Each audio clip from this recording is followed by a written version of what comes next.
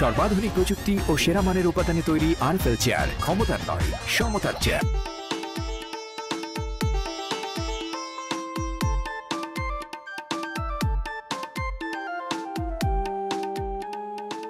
ভিগো wire guard, প্রয়োজন মতো বাঁকানো যায়, অধিক চাপেও ভাঙে না।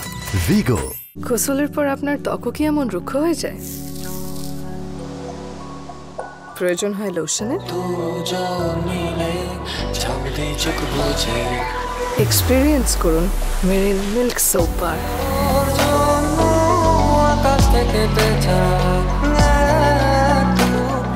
এর মিল্ক লোশন প্রতিবার গোসলের পর আমার ত্বক রাখে নরম ও মসৃণ। মেরিল মিল্ক সোপ বার, দুধ দিয়ে গোসল হোক প্রতিদিন। রংপুর আমার রঙে ভরা, রংপুর আমার বাড়ি, বইয়ের জন্য কিনে এনো লাল রঙের শাড়ি।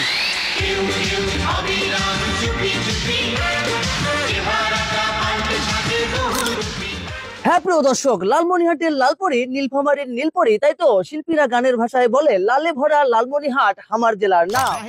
গাইবান্ধা সদরের দারিয়াপুরের রঞ্জু, কারো কাছে নাট্যকর্মী রঞ্জু, কারো কাছে হানিফ সংকেত রঞ্জু হিসেবে পরিচিত।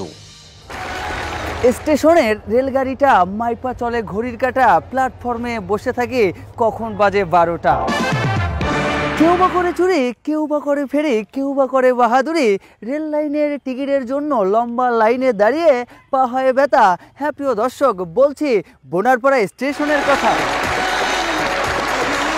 দরিদ্র পরিবারে জন্ম রঞ্জুর, অর্থ সংকটে পড়ালেখা বেশি দূর করতে না পারলেও স্বপ্ন যে তার আকাশ সমান।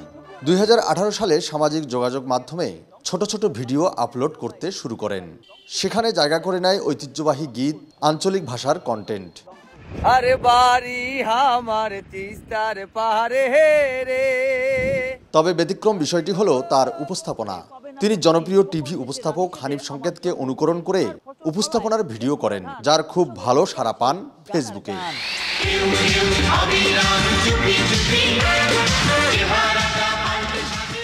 তবে চাষের খরচ আকাশ সমান, ফসলের পায় না মূল্য, বন্যা খরায় নষ্ট হলে থাকে না তার মূল্য। রঞ্জু, ঈদ মোবারক। ঈদ মোবারক। ভালো আছেন আপনি? জি ভালো আছি, আপনি কেমন আছেন? আলহামদুলিল্লাহ অনেক ভালো আছি। আমরা একটু জানতে চাই যে আপনি কিভাবে এই ব্লগিং করতে শুরু করলেন, কিভাবে এই জগতে আসলেন? এটা আসলে কিভাবে আসলাম, প্রথম থেকেই আমি বিভিন্ন খেলাধুলায় আর কি ধারাবিবরণী দিতাম এবং উদিসি করতাম, সংগঠন আপনার হচ্ছে গণসঙ্গীত করতাম, নাটক করতাম। সেই জায়গা থেকে মনে হলো আমি যখন মাইকে কথা বলতে পারি, তো আমার এক ছোট ভাই ছিল মেহেদি হাসান মুন্না, ও একদিন হঠাৎ করেই বলছে যে ভাই আপনার ভয়েসটা ভালো আছে, আপনি ফেসবুকে একটা পেজ খোলেন। তো সেখান থেকে ওর কথার পরে আমার কিছু শুভাকাঙ্ক্ষী ছিল, তাকে আমি বলি যে আমি একটা পেজ খুলবো, এরকম খুলতে চাই। তো উনি আমাকে বললো ঠিক আছে। তো সেখান থেকে আসলে ফেসবুকে আসা। তারপরের থেকে আমার যে ব্যক্তিগত আইডি নাট্যকর্মী রঞ্জু, এখান থেকেই বিভিন্ন সময় বিভিন্ন জায়গা থেকে শিল্পী নিয়ে এসে গান লাইভ আড্ডা চলতো, বিভিন্ন প্রোগ্রাম লাইভে করতাম এবং নিজেও নিজের পছন্দের মতো গানগুলো আমি দর্শকের সঙ্গে শেয়ার করতাম। তারপর থেকে ফেসবুকে কাজ করা শুরু। কৃষকের নাইনে গুণের শেষ, রক্ত মাংস পানি করে বাঁচায় বাংলাদেশ। দেশকে যারা ভালোবাসে তারা পায় না সম্মান, কৃষক বাজলেই বাঁচবে দেশ, এই তো আমাদের বাংলাদেশ। হায়রে আমার মন মাতানো দেশ, হায়রে আমার সোনা ফলা মাটি। হ্যাঁ প্রিয় দর্শক, এই মাটিতেই কৃষক ফলাবে সোনার ফসল, কৃষকের মুখে ফুটবে হাসি। সত্যি আমরা বাংলাদেশকে অনেক ভালোবাসি। এই হানিফ সংকেতের মতো করে কথা বলার যে বিষয়টি, এটি কেন বেছে নিলেন আর কি? আসলে হানিফ সংকেত স্যার, ওনার মতো কথা বলার স্টাইল, হানিফ সংকেত বাংলাদেশের মধ্যে একজনে জন্মাইছে। আসলে ওনার মতো হওয়া বা ওনাকে নকল করা এটা কারো সাধ্য বলে আছে বলে আমি মনে করি না। হানিফ সংকেত স্যারকে শ্রদ্ধা করি, ভালোবাসি, সেই সম্মান শ্রদ্ধার জায়গা থেকে ওনাকে অনুকরণ করে ওনার স্টাইলে ওনার মতো কথা বলার চেষ্টা করি আর কি, এটাই। এই ঈদে আপনি যদি দর্শকদের শুভেচ্ছা জানাতে চান, হানিফ সংকেতের মতো করে যদি একটু বলেন।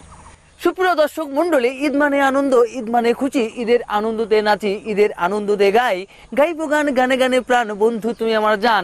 আসলে জান প্রাণ নিয়ে কি হবে সেটি জানিয়ে দেবো আজকে চ্যালেঞ্জ 24-এর পেজে কিংবা টিভির পর্দায় যে যেখান থেকে অনুষ্ঠান দেখছেন সকলকে আমার পক্ষ থেকে জানাচ্ছি ঈদ মোবারক, ঈদ মোবারক। আচ্ছা, আপনি যে এই ভ্লগিং করতে শুরু করেছেন, শুরুর দিকটা কেমন ছিল এবং কিভাবে করলেন, কোন চিন্তাধারা থেকে শুরু করলেন, একটু যদি বলেন। হানিফ সংকেত স্যারের ইত্যাদি কেউ মানে অপছন্দ করে এমন বাংলাদেশে মানুষ নাই। তো চিন্তা করলাম যে হানিফ সঙ্গে স্যারের মধ্যে একটু উপস্থাপনা করে দেখি পাই নাকি না। তখন হঠাৎ করে একদিন আমার বাড়ির পাশে একটা পুল ছিল, তো ওই পুলের মধ্যে গিয়ে আমার তখন একটা নির্দিষ্ট একটা ক্যামেরাম্যানও কিন্তু এখন পর্যন্ত নাই, এই যে একটা মানিক আছে ছোটো ভাই, ও চাকরি করে, পাশাপাশি আমার ক্যামেরা ধরে, আর এখন যখন যেখানে যাই সেখানেই ক্যামেরাম্যান অটোমেটিকলি হয়ে যায়। তখন আমি একটা এলাকার ছোটো ভাইকে নিয়ে ও ভিডিওটা করলে উপস্থাপনা করলাম। একদিনে হানিফ সঙ্গে স্যারের উপস্থাপনা ভিডিও একদিনে 4 মিলিয়ন ভিউজ। তখন থেকে আমাদের রংপুর বিভাগের যে সকল দর্শনীয় স্থান আছে সেই স্থানগুলো আমি আমার ভিডিওর মাধ্যমে তুলে ধরি, এভাবেই উপস্থাপনার মাধ্যমে। বসন্তের লাল ফুল শিমুল ফুল, হ্যাঁ প্রিয় দর্শক, গানের ভাষায় বলতে যাই যেমন শিমুলের তুলা বাতাসে ওড়ে রে, সেই মতন উড়াইলা বন্ধু আমার মনোপ্রাণ, তুমি কোন বা দেশে রইলা রে দয়াল চান। কোন বা দেশ কিংবা রাষ্ট্র নয়, এটি গাইবান্ধা সদর উপজেলা দাঁড়িয়েপুরের পশ্চিম পাশে কুপতলা কিংবা কালীতলা রোডে এই শিমুল ফুল বাগানে দর্শনার্থীদের ভিড়ে নানা আগমনে নানা অপ্রীতিকর ঘটনা ঘটে। সেই ঘটনা এবং তথ্য নিয়ে আপনাদের সঙ্গে থাকবে আজকের ভিডিও। এই মুহূর্তে অনলাইনের যুগে দেশে কিংবা প্রবাসী, শহর কিংবা গ্রামে কিংবা মোবাইলের স্ক্রিনে ভিডিও দেখছেন, সকলকে জানাচ্ছি সাদর সম্ভাষণ। যখন আপনি প্রথম ভিডিও করেন নিজে, তখন আপনার বয়স কত ছিল এবং কোন ক্লাসে পড়তেন? ক্লাস 6 থেকে আমার পড়াশোনা বন্ধ ছিল, তারপর 2-1 বছর পরে আবার পড়াশোনা চালু করি, কিন্তু এসএসসি পর্যন্ত যাওয়ার সামর্থ্য আমার হয়নি। পারিবারিক সক্ষমতা বলেন বা নিজের মেধাশক্তির কথা বলেন, সব কিছু মিলেই যে আমার এসএসসি পরীক্ষা দেওয়া সম্ভব হচ্ছিল না। যখন আমি ব্লগিং শুরু করি, যখন বিভিন্ন মহলের মানুষ আমাকে গ্রহণ করে নেয়, যখন বিভিন্ন মহল থেকে মানুষ আমাকে সাধুবাদ জানায়, যখন বিভিন্ন মহল বন্ধু বান্ধব সবাই আমাকে আগলে রাখে, আমাকে এগিয়ে যাওয়ার জন্য অনুপ্রেরণা যোগায়, তখন সবাই মিলে, যখন আমি ভালো দিকে যাচ্ছিলাম, তখন সবাই মিলে বলছিল যে তুমি আবারও স্কুলে ভর্তি হও, পড়াশোনার কোনো বয়স নেই। সবাই মিলে আমাকে আবার নতুন করে ক্লাস 9-এ ভর্তি করে দেয়। তারপর থেকে 2022 সালে প্রায় 11-10 বছর পর আমি এসএসসি পাস করি। ইচ্ছা থাকলে উপায় হয়, হাতে আইফোন, একটা গিম্বেল, সাথে ক্যামেরা, এখানে একটা ক্যামেরা, এত কিছু আসলে আমি যদি পারি আপনি পারবেন না কেন? ফেসবুক ইউটিউবে কাজ করছেন, মনোযোগ দিয়ে করেন, মানুষ সমালোচনা করবে, নিজের প্রচেষ্টা, নিজের মনোবল, ইচ্ছা শক্তি, আপনিও পারবেন। শুভকামনা আপনার জন্য। আমার হাতে যে টাকাগুলো দেখতে পাচ্ছেন, এই সব টাকাগুলো হচ্ছে আপনাদের, আর এই টাকাগুলো দিয়ে আজকে আমার ভাইয়ের স্বপ্ন, আমার পরিবারের স্বপ্ন, আমার স্বপ্ন একটা পূরণ হতে যাচ্ছে। সবাই মোটরসাইকেল কেনে, কিন্তু আমি কিনলাম হচ্ছে অটো, এটা আমার ভাইয়ের জন্য। ফেসবুকের আয় আর সবার সমর্থনে রঞ্জু শুরু করেছেন ব্যবসা, স্বপ্ন বুনছেন নতুন কিছু করার।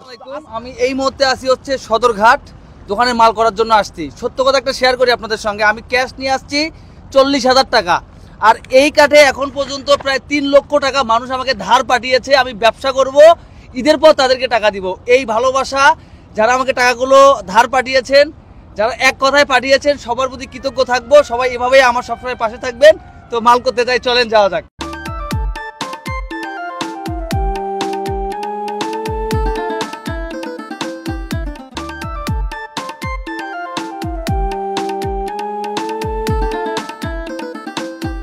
ঈদ মানে আনন্দ, ঈদ মানে খুশি, ঈদের আনন্দতে নাচি, ঈদের আনন্দতে গাই, গাইবো গান, গানে গানে প্রাণ, বন্ধু তুমি আমার জান, এমন অনেক ছন্দ কিংবা কথা নিয়ে আপনাদের সঙ্গে ভিডিও শেয়ার করেছি এ যাবৎ, কিন্তু এখন কি করছি সেটি জানিয়ে দেবো আজকে ভিডিওতে। এখন হচ্ছে ভিডিও বানাচ্ছি আমার এই কুড়ে ঘর নিয়ে। ঈদের কেনাকাটা করার জন্য দূর দূরান্ত থেকে ভালোবাসার মানুষগুলো ছুটে আসছেন আমার এই দোকান কিংবা শোরুমে। ব্যবসা হালাল পথ, তাই ব্যবসা নিয়ে একটু ব্যস্ত সময় পার করছি, সবাই দোয়া করবে।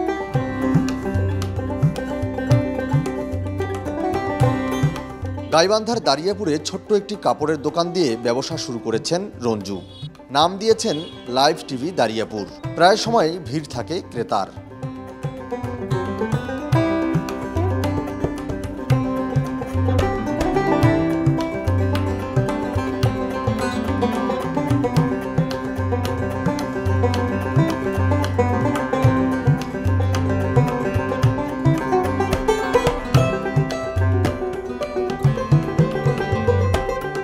আমার কিন্তু শিক্ষাগত যোগ্যতাও তেমন না ভাই, তারপরেও যে সর্বস্তরের মানুষ যেভাবে বুকে জড়াই নেয়, যে কোনো প্রোগ্রামে গেলে, যে কোনো অনুষ্ঠানে গেলে, মানে যে কোনো জায়গায় একটা প্রোগ্রামে গেলে যে ভালোবাসার মানুষগুলো আমাকে বুকে জড়াই নেয়, বুঝতেই দেয় না যে কে শিক্ষিত, কে অশিক্ষিত, কে ভদ্র, কে অভদ্র, কে বড় লোক, কে ছোট লোক, এই জিনিসগুলো ভেদাভেদ থাকে না।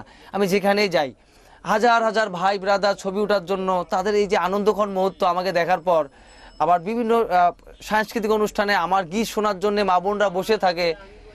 কেউ আমার উপস্থাপনা, আমি যে হানিফ সঙ্গে স্যারের মতো একটু কথা বলতে পারি, স্যারকে অনুকরণ করি, সেই জায়গার থেকে যে মানুষগুলো আমার কথা শোনার জন্য বসে থাকে, এই যে একটা পাওয়া।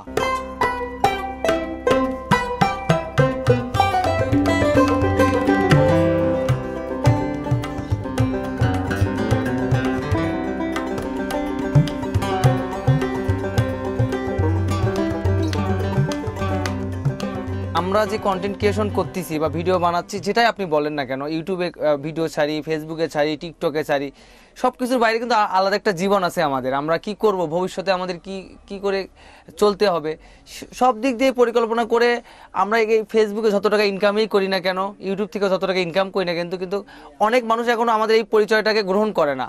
আমরা যে ইউটিউব ফেসবুক থেকে ইনকাম করি এটা তারা গ্রহণ করে না, কিন্তু আমাদের ওইটার দিক দিয়ে অনেক চিন্তা ভাবনা করে মূলত এই ব্যবসা প্রতিষ্ঠানটা দেওয়া। আমি বলছি একদিন যে বাবা তুমি যে এগুলো করো, মানুষের নিন্দে কয় তুমি খালি আল্লাহর নাম নাও, আমি একদিন মানুষ হব, এই কথা বলছি। আমি এই কথা শুনিয়ে কোনোদিন নিষেধ করিনি। আর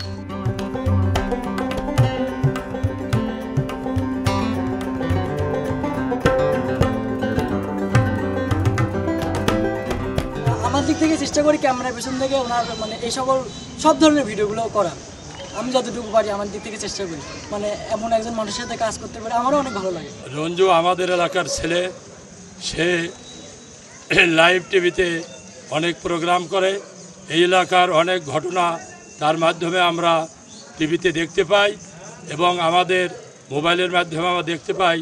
আমরা এই এলাকার মানুষ রঞ্জুকে অসংখ্য ধন্যবাদ জানাই যে তার দ্বারা আমাদের এই এলাকার ভালো কাজগুলো সারা বাংলাদেশ শুধু নয় সারা বিশ্বের মানুষের কাছে তুলে ধরে রঞ্জু।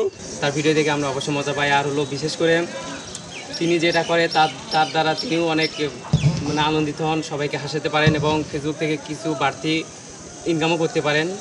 আমাদেরও দেখে অনেক ভালো লাগে। কাছ থেকে দেখে আমরা শিখতেছি এবং আমরা নিজেরা ওই দিকে যাওয়ার চিন্তা ভাবনায় যাচ্ছি, কারণ উনি ওই বিষয়টা থেকে একটা কর্মসংস্থান পেয়েছে। তো আমরা চেষ্টা করতেছি যেন আমরা যেন ওই রকম কিছু হতে পারি, যেন আমাদেরকে মানুষকে চিনে। তো ওনার এই পাবলিসিটির কারণে আমরা গর্বিত। মানুষটা কাজ করতেছে না, এনার প্রতিভা দেখে আজকে আমি ছুটে আসছি। আপনারা যদি এনার প্রতিভা দেখেন সত্যি আপনারা অবাক হবেন।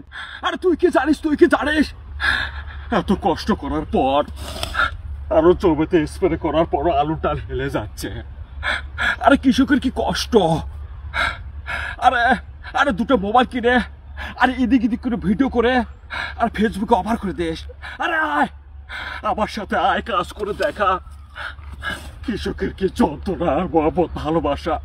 গুড বাই দর্শক, গুড বাই।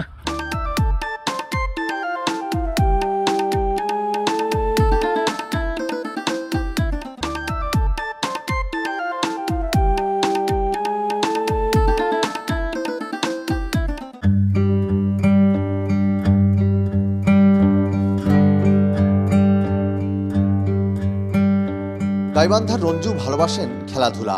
ছোটবেলা থেকেই ক্রিকেট, ফুটবল খেলা দেখলেই ছুটে যেতেন মাঠে। এখনও নানা ব্যস্ততার মাঝেও হাতে তুলে নেন ব্যাট বল। সেখানে ধারাভাষ্যের সুযোগ এলে তা হাতছাড়া করেন না। খেলাধুলায় আমি ধারা বিবরণী দিয়ে থাকি। আমাদের চৌধুরী জাফরুল্লাহ সারাফাত স্যার, আতার আলী খান, মানে এনাদের মতো না পারলেও একটু চেষ্টা করি আমার মতো করে। সুপ্রিয় দর্শক, এখন খেলার মধ্যাহ্ন বিরতি। আর এই বিরতির সময় কথা বলবো এককালের নন্দিত, প্রখ্যাত, জনপ্রিয়, সুপ্রিয় ক্রিকেটার মোহাম্মদ আশরাফুলের সাথে। এই যে আমাদের ঐতিহ্য একগুলো বিয়ের গীত আমরা বিয়ে বাড়িতে শুনতে পাই, নানি, চাচি, খালারা সবাই গীত বলে, ভাবিরা গীত বলে। হ্যাঁ, ওই গীতগুলো একদিন চেষ্টা করলাম।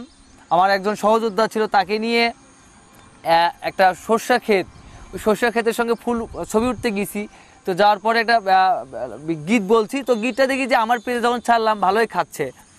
তারপর থেকে 2-3-4টা গীত আমরা মনে করেন যে আপনার হচ্ছে দোতরা, কাটি ঢোল, ডব নিয়ে আমরা এরকম এই আশেপাশে, এই জায়গাগুলোর আশেপাশে আমরা গীতগুলো বলতাম।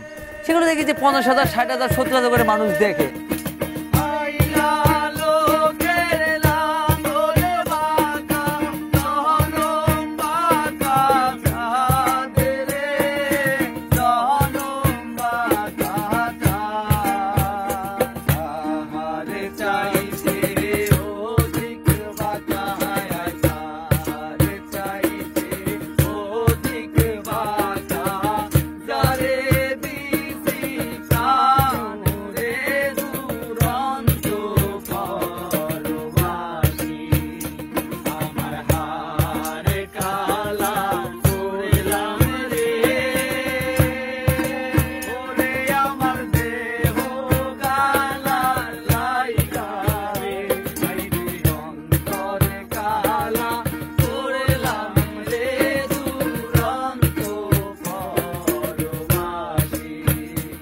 মনে করেন যে একটা না 20 দিন প্রোগ্রাম আমার শিডিউল, মানে এই যে রমজান আসার আগে প্রতিদিনই প্রোগ্রাম, একদিনে দুটো করে প্রোগ্রাম। শুধু এই গীত শোনার জন্য কেউ নিয়ে যায়, কেউ যে আমি হানিফ সঙ্গীত স্যারের মতো উপস্থাপনা করতে পারি সেটা শোনার জন্য নিয়ে যায়, কেউ দেখার জন্য নিয়ে যায়, মানে কেউ আবার গান শোনার জন্য নিয়ে যায়। মানে এই যে একটা ভালো লাগার মুহূর্ত, যেখানে যায় ভালোবাসার মানুষগুলো বুকে জড়াই নেয়, খুব ভালো লাগে ভাই। আমরা গীত শুনতে চাই।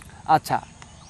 আরে ভাগিনা গেইছে গাইবান্ধা, আরে কিনিয়ে আনছে ভাগনা কলার কান্দা, আরে সেই কথা জানো তোমার মামা শোনে না, ও দয়ার ভাগিনা। এটা হচ্ছে আমাদের গাইবান্ধার গান। আরেকটা হচ্ছে আরে খাটো সেঙ্গিরির নাটক বেশি লম্বা সেঙ্গিরি ঝগিরি গো, মিডিয়ামে সেঙ্গিরির ডামাগ বেশি গো, এই যে কোমরে বান্দি ঝগড়া করে সৌরি নন্দের সাথে গো, খাটো চেংড়ির নাটক বেশি গো।